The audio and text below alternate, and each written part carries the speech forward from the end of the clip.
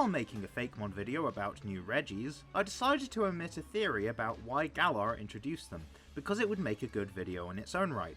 This is that video! If you didn't already know, the Reggies are all based on golems, which are beings from Jewish mythology made out of inanimate material, typically clay, with many depictions having them come alive through writings placed in the golem. Their role was to protect the person who created them. The reason I'm confidently saying that the Reggies are based on golems is that there's a lot of similarities. They're made out of inanimate objects, rock, ice and steel, they protect their creator, Regigigas, and they do have writing on their face. Dots which reference Braille, which is also supported by the puzzles which unlock them. So when the Sword and Shield DLC decided to add 2 more to the lineup, some questions arose. I'm going to ignore the lore-based ones, as other YouTube videos exist for that. I'm going to attempt to answer the question, why did the designers decide to add 2 more Reggies then, as opposed to any time before that? Well, to answer why the Crown Tundra specifically, and not the Isle of Armor or base game, it's quite simple.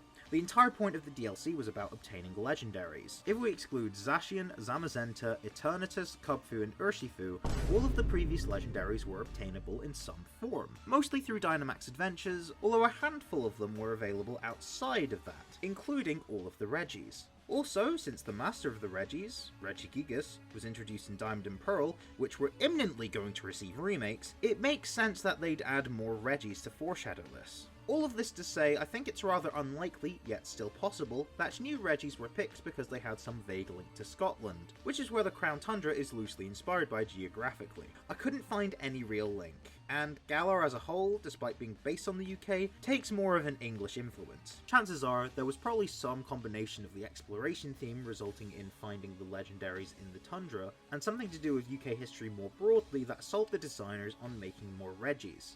I'll get back to that. Alternatively, Galar has a loose royalty theme, especially in the name Crown Tundra. All of the Reggies have their name derived from their Japanese name, so all of them contain the word Regis, which is Latin for royal. But surely we can't just go by the name alone, right? Sure, since it's baked into their names, you could suggest that the legendary titans represent something grand or royal. Although I feel this connection isn't nothing, going on that alone feels a bit too abstract. Let's turn to the aforementioned legendaries present outside of raid dens, excluding the ones that are just gifted to you, and see what inspired them, to sort of paint a better picture as to why they'd appear in Galar, or maybe even the Crown Tundra in particular. The easiest of which is Calyrex and its steeds. They, along with the mascot legendaries plus Eternatus, seem to be based on Orion and its neighbouring constellations. The wolves are Orion itself, as well as Canis Major and Minor, Eternatus is Hydra, and Urshifu references Gemini. Calyrex and its steeds also continue this, as Calyrex appears to be Lupus the hare, and Glastrier appears to be Monoceros the unicorn. That doesn't appear to be a good fit for Spectrier, but the Horsehead Nebula, discovered by Scottish astronomer Williamina Fleming, is located near Orion,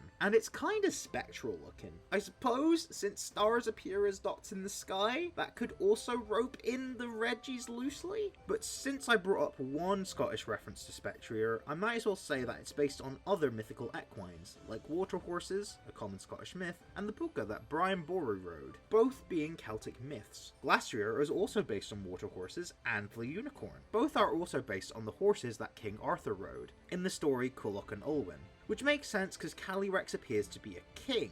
It even has the Latin word for king in its name. There's that royalty theme again. If you've not had enough water horses, then let's talk about the Kelpie, which is one of the inspirations behind Keldeo. I would say that Pokemon like giving us a free mythical during their DLCs now, even if we have to work for it. So I would say, because they wanted to do that, and Keldeo fits the best, that's why it's here. And I don't think Keldeo makes sense without the rest of the Swords of Justice, so that's where they come from. You could argue that because the Three Musketeers, what the Swords of Justice are based on, are a French story, that perhaps their inclusion references the unique history France had with Scotland and England, with England being invaded by the Normans from what is now France, as well as France and Scotland being allies due to our mutual hatred for England. As for the Galarian birds, all of their inspirations come from places that aren't the UK, but the UK is a melting pot of different cultures. Not as much as America, but Britain was invaded, before we decided to do empire building of our own, hence our culture being so mixed, and why Galar has many elements inspired by different cultures. including the new birds and Dynatree Hill.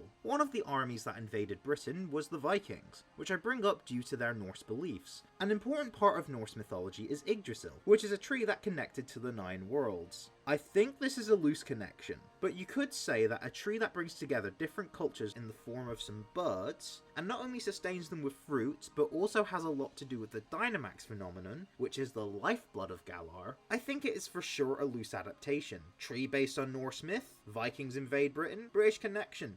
Done. As you can see, loose connections to the UK at worst, actually Scottish at best. Any link to the UK makes a Galar Pokemon fit. So now we circle back to the Regis. As stated earlier, since Calyrex and the Crown Tundra have a royalty theme, the Regis being named after royalty had something to do with it in my opinion. Perhaps the eyes looking like stars might be a stretch, but to expand on multiculturalism, time to talk about the times the British invaded other countries. There's a meme about how the British Museum has nothing British in it, and yeah, colonialism is bad. The UK plundered a load of less developed and even more developed countries as beloved treasures. Also, we could just ogle at them. This was propagandized as an adventure or a tour. Oh god, Peony's in on this! No wonder his daughters hate him. Oh yeah, daughters plural. Mochi Mayhem heavily implied that Peony is the father of Penny. Since Paldea's whole thing was exploration, and had a strong theme of treasure hunts, the Crown Tundra was definitely foreshadowing, since Pokemon really like to do that in their more recent games. Although, since the Crown Tundra storyline was in Sword and Shield, it was very localized,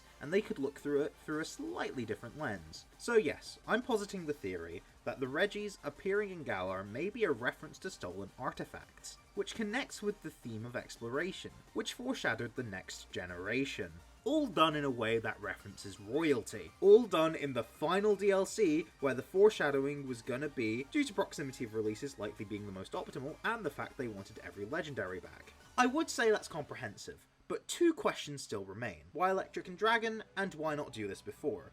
To answer the second one, I just don't think it crossed their minds. I think developing Galar created the perfect storm of ideas that I mentioned. Whether that be multiple layers of foreshadowing for multiple different games, the general theme of royalty, or for reasons that I'll bring up when discussing their types and why they are the way they are. Which, before I do, I'm going to assume you're okay with what they're made of. Electricity and crystallized dragon energy. I'm not going to go into lore speculation. The only lore I went into is canon stuff that was relevant. If you want to hear someone's opinions about the in-game lore, check out someone else's video on the matter. I'm more interested in what made the designers think that the 2 most abstract types were the ones to go for. Remember when I alluded at the beginning about something in UK history telling the designers on this concept? Well, make that somethings plural. The aforementioned plundering of other cultures' artifacts is one of them. However, Britain's unique history probably led them to conclude that these would be the most interesting and tonally relevant types to go for. I think RegiDrago is easier to explain. It is based on the Middle Ages, which is stereotypically when you would see all the knights and stuff that England is known for. The medieval aesthetic vaguely gets referenced throughout the region, especially in Hammerlock, where the Dragon Gym is. During this time, belief in dragons was prevalent, due to being the only logical explanation at the time for great tragedies and natural disasters. Dragon is also a term used to describe someone rich who is unwilling to share their wealth, as if they were a dragon in their den with mountains of gold. Since medieval times were feudalist, which had a very wealthy upper class of nobility and a literal peasant class, and that the Regis are named after royalty, and that ties in with the Crown Tundra, I think all of that makes sense why a Dragon Regi would be made. But what about electric? Since Galar's other main prominent visual aesthetics are industrial and modern. One of those led into the other because of electricity, and Britain started the Industrial Revolution. I think it makes sense to reference that. There's already a Steel Regi and a Steam Engine Pokemon, so electricity seemed to be the next logical step. And since RegiEleki appears to be somewhat based on a light bulb, which is the most cliche electrical appliance, surely that makes sense to make a Regi out of. Light bulbs were initially developed in part by English physicist Joseph Swan. Electricity and electromagnetism was sussed out by calculations before their proper discovery by Scottish physicist James Clerk Maxwell, and electricity led to the modern age, which RegiEleki is based on. It has foundations in Britain, so it works. One last thing to note about RegiDrago and RegiEleki. RegiDrago's from the past, RegiEleki is modern, so sort of futuristic. past and future. What I'm trying to say is I do believe that this is further foreshadowing to Scarlet and Violet. Who says that their existence only has to foreshadow Brilliant Diamond and Shining Pearl? That one felt looser, but I still think there's enough to suggest that both RegiDrago and RegiEleki belong in Galar. There are just so many reasons why they fit here that it's no wonder that they only thought to do it then. Or only felt justified since we don't know if they considered adding more than the original 3 and Regigigas before this point. Either way, thank you so much for watching. Make sure to like, comment and subscribe. Check out the links in my description, and while you're there, why not consider helping out by becoming a patron or YouTube member. If you want to see more of this style of content, why not suggest what I can talk about next? I'll see you in my next video. Goodbye!